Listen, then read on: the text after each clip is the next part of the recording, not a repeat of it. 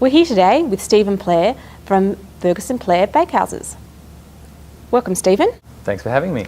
What significant developments has the brand undergone in the last year? Since mid last year, we embarked on a strategic marketing piece where we really wanted to discover, how we got to where we got to, what the brand stands for, to make sure that everything that we did moving forward was run with an explicit consistency around brand personality and the values and all the things that made up the brand. We're still yet to define or to finalise the brand personality piece. We've done some strategic market research. We've got some large databases of customers, and have asked them explicitly about why they like us. What we're really interested in finding out about is, who in that demographic aren't shopping with us, and why not, and how can we better communicate with them and create the kind of loyalty that we have with the customers who have been with us and whose daughters and grandchildren now buy their products and espouse the same stories that they do when we speak to them. Through the last sort of 6 to 12 months, we've discovered it's very much a sort of carer archetype. In the same way that that you love your grandma making you a cupcake or a custard tart with real ingredients, she's not going to hold back on all the stuff that tastes great. Yeah, there's still a bit of sugar and there's a bit of chocolate in there, but it was made with love, and I think that's kind of a really nice analogy for where we know the brand's sitting at the moment. What makes the brand stand out in the industry? No one can turn back the clock, no one can regenerate 112-year worth of history. It's a clear point of difference.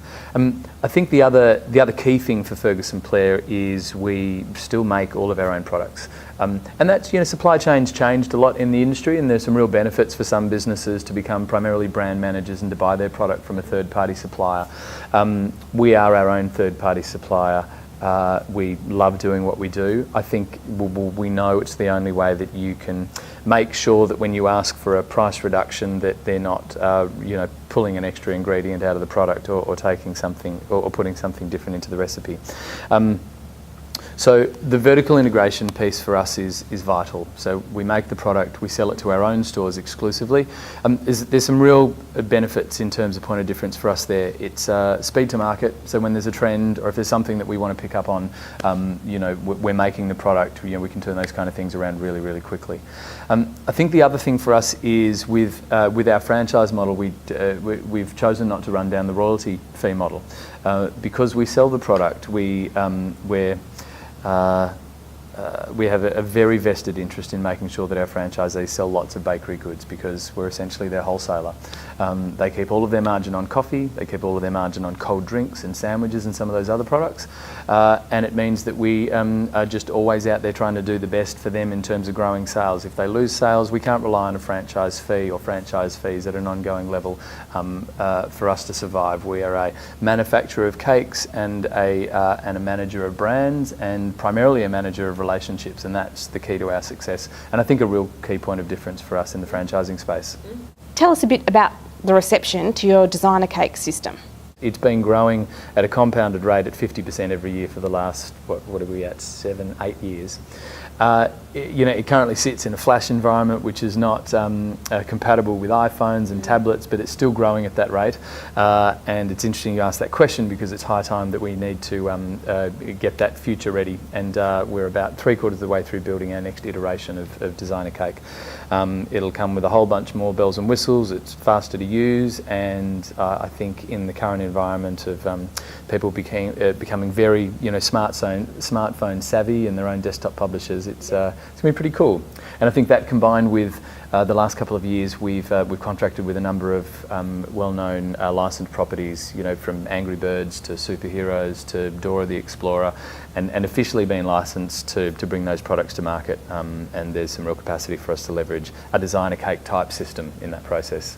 Your new store design, what do you hope this will achieve? It's to let people know so very, very quickly those points of difference that I spoke about before, and for them to see that in the look and feel of what we do. So really, I guess that's the key outcome, is for me to be able to engage with customers who haven't bought our product, and for them to see from a distance that this business is authentic, it's real, we're committed to great recipes and ingredients, and you see those executed in some of our designs on wall, for them to see the family history, where we actually, most of our stores now have a wall of black and white photos, not unlike you might find at your grandparents' place, rather than this sort of, you know, Cafe Nero style thing where someone grabs a black and white picture off an iStock catalogue and puts it on their wall and tries to look like they're 50 years old already. And I think drawing attention to those points of difference of ingredient, family, in terms of colour, finish, uniform, all those kinds of things.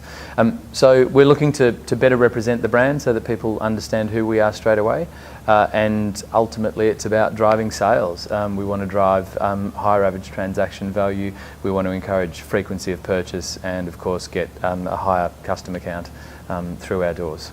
How are you finding franchisee interest at the moment? It's pretty good, considering I hear from a lot of people in the industry that it's really tight. I mean, the economy's tight, access to capital's tight.